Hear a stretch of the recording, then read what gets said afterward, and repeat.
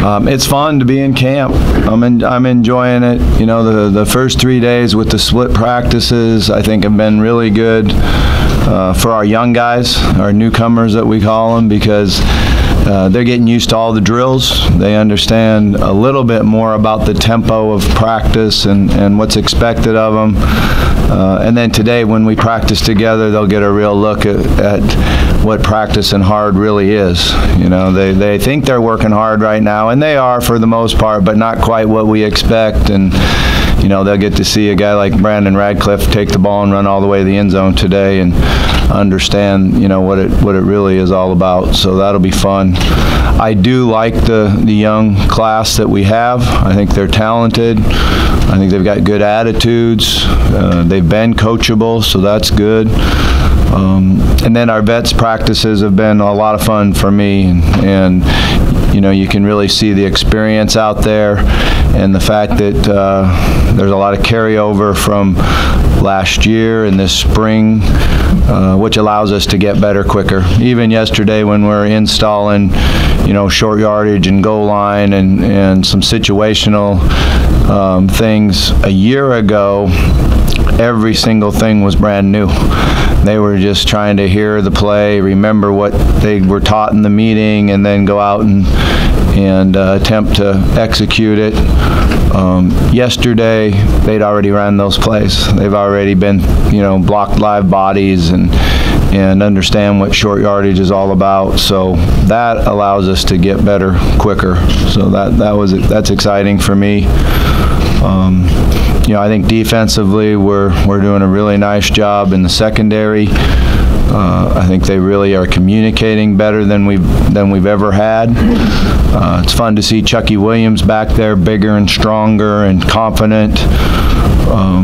And there'll be some good competition at the corners, so that'll make everybody better. And the D front is going to be very strong and physical. We do have to replace a guy inside like Rankins who could stop the run and rush the passer. And we'll see who can do that. It's probably going to have to be more than one guy to do it. We're really strong on the edges. Devontae Fields completely healthy now and in good shape.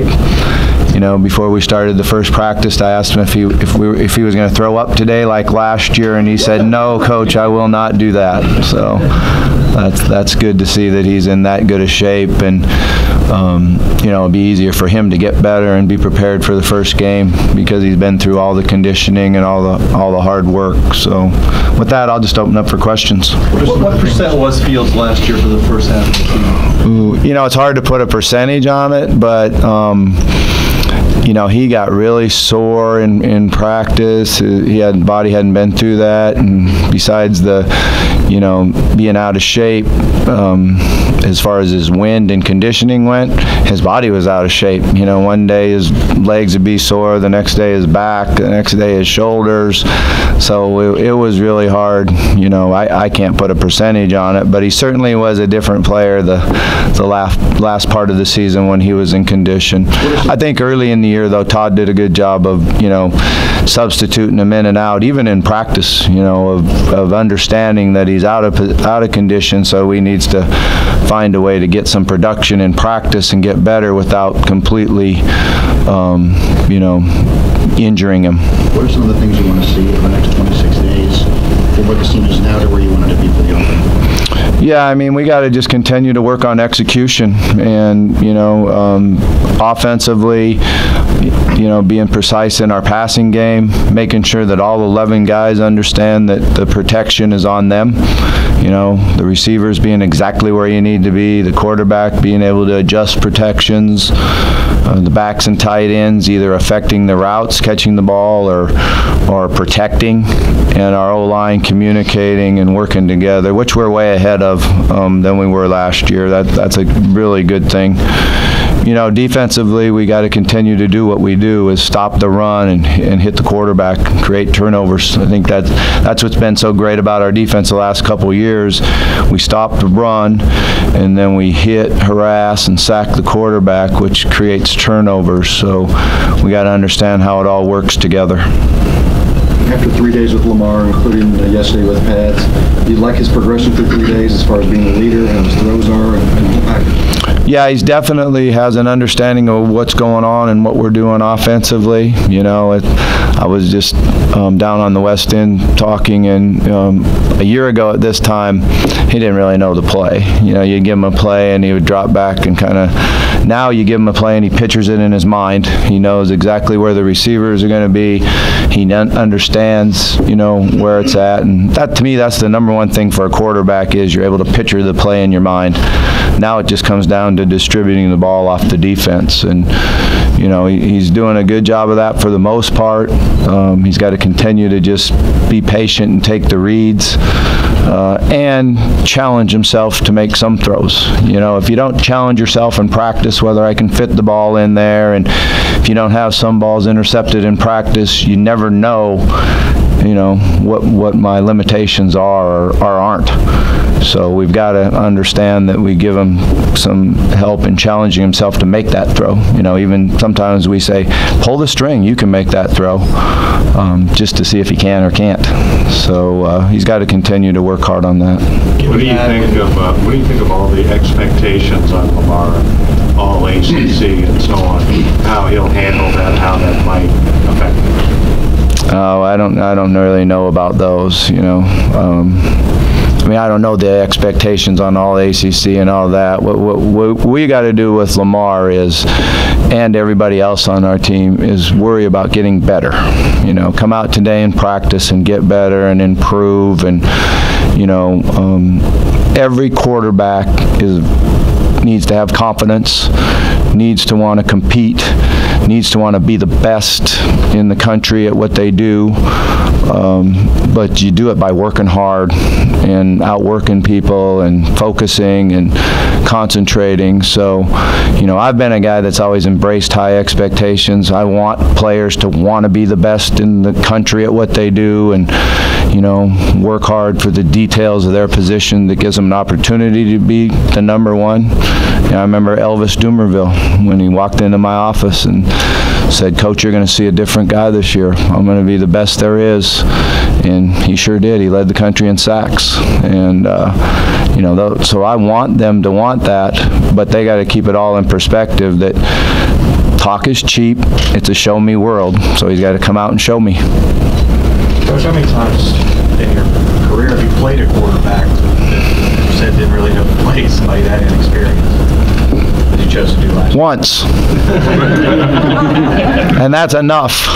Once is enough. You know, there's no question about that. But, you know, by the time we got to the Auburn game, we had a short list of what we believed he could do. So, you know, you could kind of see in the Auburn game that the offense changed a little bit. And when he was in there, it was not very expanded, but he did what he did know, he did really well. He's obviously a gifted runner. And how do you handle it with him to know when it's time to run? Is it like look for your first couple of reads and then go to see if there's freedom to improvise? How do you work with him on that and stay in the pocket a little bit? Yeah, we're working hard at him being a passer. You know, he's got to be able to keep his focus downfield, go through progressions, know where the check down is. But he's got great instincts, and he knows by watching some of the video from last year, there was times he made the line's job more difficult by not sitting in the pocket and understanding the pocket. But he's going to be able to use his instincts and be able to go, and I'm not going to hold any reins on him. But we don't really use the term freedom. You know, he gets the freedom to do exactly what we tell him. That's how I feel it. With as many young guys as you played last year, what did you learn about them going through? Because that 0-3 start, you've never been through anything like that, and to come out on the other end of it as impressively as you did. Yeah, learning's hard on, losing's hard on everybody. You know, it's hard on our wives, our kids. You know, you wouldn't even know how hard it is on our kids. So it's no fun. I was really impressed at the fact that our guys just kept working. You know, that they did have a positive attitude towards practice and the leadership, most of them were juniors, but the leadership, continued to pull the team together, not separate the team, and then you get better and better as the year goes on, and you finish strong. We're still going to have to make sure we do a great job this year of getting better as the year goes on and developing guys. And I tell the story all the time to our team about, like, the freshmen yesterday after practice is you got to work hard, get better each day. We've got to have guys that contribute hard on special teams early in the year and want to be a starter by mid to late year. 2 years ago, we're in the first few practices, and Kyle Bolin gets 0 reps, none. Some of it was due to an injury, but he didn't get any reps. By the end of the year, he brought us back and helped us beat Kentucky in the last game of the season. So that's what is about development and bringing guys along as the year goes on. And that's what our staff needs to do, is keep working hard with each player, and they need to develop and get better each week. Do you have an update on Gary McCray? I think he's in his car. He was cleared yesterday, and he should be here sometime late this afternoon. So. Coach, great programs have great depth. You have a lot of interchangeable parts. Can you talk a little bit about how you feel about your depth chart and how you feel about that second, third, fourth guy you have to bring them in? Yeah, I feel good about where we're at now. I think that's one of the advantages of having so many returners is, we have more depth. We have competition in practice that makes the 1 and the 2 better. Each guy's trying to become the number 1 or hold that spot, and they understand they have to work hard in practice each day, and that's really how you get a lot better. Most of our games will be won or lost in the fourth quarter. So you have to have depth, and you have to be in great condition. So we're going to have to be able to rotate guys in there and make plays when they get in there. And there's no question we're a lot better right now than we were a year ago at that. How's the kicking and punting competition?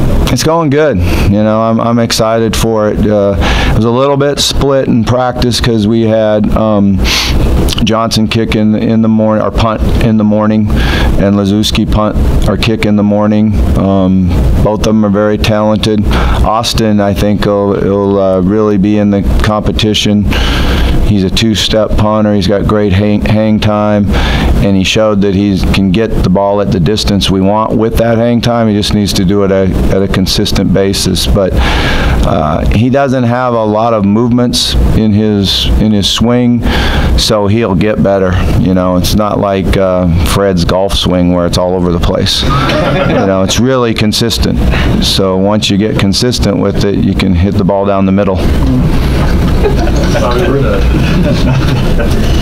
What are your expectations for D'Angelo?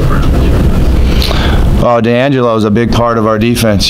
First and foremost, he's just a great leader by example. He's a quiet guy. He was voted as team captain because of how hard he works and how much he cares and how great a teammate he is to everybody on the team. He's very, very strong and physical. I think what I was impressed with him, I'll go back to when I first got here. He was coming off an Achilles tendon. I couldn't believe how fast he was back from that. So he's extremely tough. And then last year, I thought he really improved his game from being a run stopper to being able to transition to pass rush. And so I think he'll keep improving on that. He's physical, he's big, he keeps our linebackers free. He also can get off a block and make tackles, but I think now he's better at transitioning to pass rush when it is a pass play on a rundown. Early time, I guess, when you would get freshmen on campus and just start coaching, and now how different is it? You get more information on them, how they learn, you evaluate them. Yeah, it's completely different, because in the old days they couldn't come to summer school unless they paid for it themselves, and then they would be here for 3 days, and you would practice for 3 days. And then the vets would come in, and immediately guys would be out of their comfort zone. You know, they still go through it. They just do it in June now, not when you're trying to get ready for the first game. And they would drop balls and fall when they didn't fall, or drop a snap when they never drop a snap. And then you would say, well, we're going to have to redshirt them. We can't get them ready, you know. But now they've been here for 2 months. They've been around their teammates. They're back. They're in the comfort zone.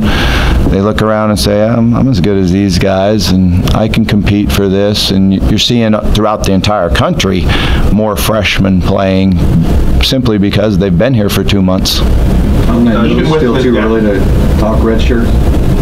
Yeah, we don't really talk about redshirt. I want them all to compete to play, you know, and whether that's to play early in special teams or get in the depth and play. Yeah, we don't really talk to them at all about redshirting.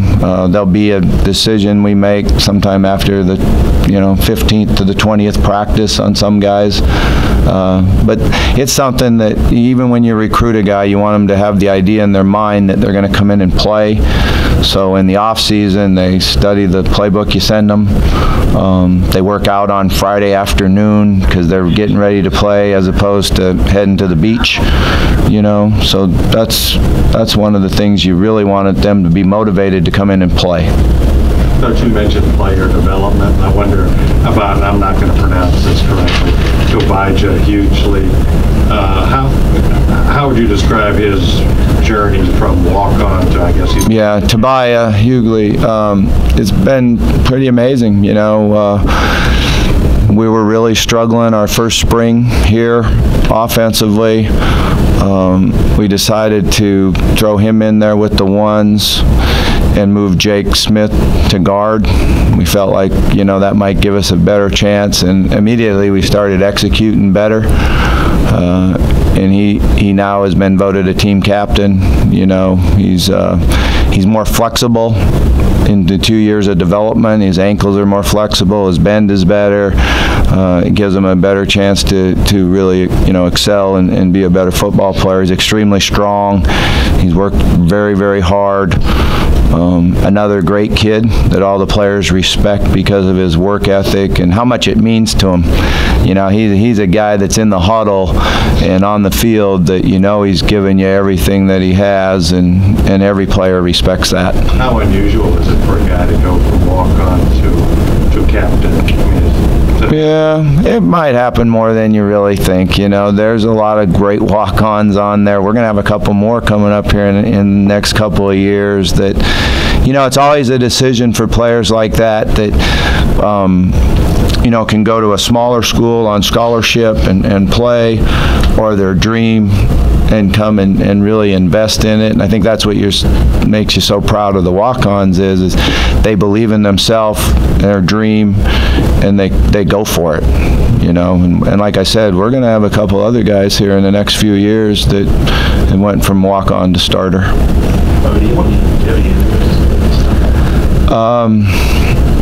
I think we're really okay. Sturgill is out. He won't play this year. Unfortunately, when he was home this summer in Memphis, he was walking down the street. There was a drive-by shooting. He took off and ran, and all of a sudden fell to the ground, and there was a bullet that hit his foot. It shattered a bone in his foot, and he's went through letting that heal, then an operation to rebuild the bone. So he'll be out this year. They think that the operation went well. It will be a process, and hopefully we'll have him back maybe for spring ball, but it's a really sad deal. He wasn't going to go home, then he decided to go home. It's the timing of life, I guess, is sometimes hard on, and it's really a shame for him because he's worked so hard. He was the fastest guy in the 40. You just hope he comes back and gets it all back. When you think of Reggie, conversation like this when first comes to mind? Reggie? Reggie puts a smile on your face. Anytime you talk to Reggie, it puts a smile on your face, and he's working extremely hard. He had a great summer. He actually lost weight so he could be a full-time receiver and, be in that type of condition and run every play. It's certainly way different than being a quarterback, but he'll be a big contributor on our team. As far as, Sturgill and the first conversation I had was with his mom when, he was in the hospital that night. I got a hold of his mom, and, it was great to hear that there was no fear for his life or anything like that. That's the first thing you're thankful for, and then you worry about, can he get back on the football field or not. But he did a good job in school this summer. He's been around, and he's a great young man. What are you seeing from the offensive line this year, and what is your expectation for them to improve over last year? Yeah, we'll be much better on the O-line. Last year we started 2 true freshmen and a redshirt freshman. I've been trying to think back through my entire career as a coach, and I can only think of one other true freshman that started when I was coaching, and that was a young man named Marcus McNeil at Auburn, who went on to be a first-round draft pick for the San Diego Chargers. He's the only other true freshman I can ever remember starting as an offensive lineman. It's a hard position to play, and when you're young and not quite as strong as you need to be, these guys got a chance to be pretty good. Jaron is a really good player. He's a great athlete. When I was recruiting him, he was really heavy, and he was telling me how good a basketball player he was, and he's going to be he was on the circuit of the AAU basketball, and I'm thinking, really? And we asked him to lose, 20 pounds before he came in, and he did it. And that told you right there that, you're recruiting a guy and all you do is say, hey, you're going to have to lose 20 pounds, and he did it, I think Luqueus playing tackle is his best position. He filled in at guard last year simply because he had to. He's a tough guy, very physical. His skills will develop and get better as a tackle. I think that'll really help us. Right now, Khalil Hunter and Keola Mahoney have been working at the guards. They're both one of the strongest guys on our team. They can both really run. Usually what happens with a junior college player is you bring them in their first year and they don't play as well as you think they would, and then at the end of the year they start playing better, and then they have a great senior year, and then you say, why didn't I redshirt that guy? So you have 2 years with us, So I think those are the 2 guys that are going to fit that bill to a T, because I really like what they're doing. And then Kenny Thomas will back up at both guard and tackle, who started for us last year at times, and he's bigger and well, he's not bigger, but he's stronger and more athletic than he was. So we just need to really find out who's going to be the other backups. Chandler Jones has done a nice job for us. He's really changed his body, and he's running really well. So I'm excited about him. Scheller is one of our walk-ons. Has been the backup center. He's been very impressive. He was last year as a redshirt freshman. He would practice and be ready to play, and we never had to play him. So he's going to be a really good player for us before it's over with. Tyler Haycraft is doing a good job, another walk-on offensive lineman. So I'm excited about the group. I know they're run blocking better, and they're communicating better in the pass protection. There are some tough matchups out there for them, which really helps them. That'll help them get better in the long run when you got to block some of those guys that are so active. Last question for Coach. Coach, you got a few veteran running backs coming back this year, and Jeremy, Brandon, and LJ, but do you see any of the younger guys cracking the rotation to get some snaps this year, like Day or Malik? Yeah, they're going to have their work cut out for them to do that, Besides the 3 that you talked about, Malin Jones had a really good spring for us and ran a 4.5 40 and is stronger than he's ever been. So he's got the chance to help us. Had a great run in the spring game. I think 65-yard touchdown run. Trey Smith had a really good spring, and Trey's faster now than he was then. He'll know the offense better. I like both of those young backs. In the 2 days or the 3 days of the newcomers, Day Williams and Malik Williams have both been really impressive. Their ability to run, their vision, their acceleration. Both of them can catch the ball really well. You know, so we'll just see how the next week or two goes. But I think before it's over with, those two guys are really going to help us in the future for sure. All right, thanks, Coach. Okay, thanks, guys. Our assistant coaches will be available in the back.